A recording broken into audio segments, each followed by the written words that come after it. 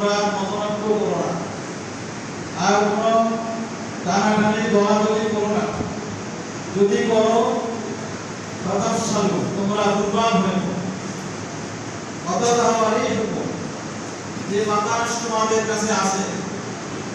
আমরা যেটা স্বপ্ন দেখতেছি যে ইসলাম বিজয়ে আগামী দিনে বাংলাদেশ, আগামী দিনের সংসদ, আমরা কিন্তু প্রত্যেক দলের ওলামা ধারণার যদি দর্শনের নামে বলেন, আলিয়া বলেন, বক্ত যারা আছেন, মুফাসসির, তারা কিন্তু সবাই এই বক্তব্য দিয়ে আছেন। কি বলেন ঠিক? এই যে সুযোগ যেটা আছে আমাদের এইখানে, যদি কোনো প্রকার আবারও দলাদলি শুরু হয়ে যায়, আবার যদি ফতোয়াবাজি শুরু হয়ে যায়, আল্লাহ রাব্বুল আলামিন কিন্তু বাতাস ঘুরে দেওয়ার সময় লাগবে না।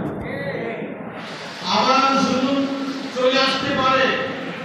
যারা জুলুম করবে তাদের চেয়ে আরো কঠিন জুলুম যারা করবে তারা কিন্তু এসে যেতে পারে। কি বলবে? এজন্য আমাদের সতর্ক হতে হবে।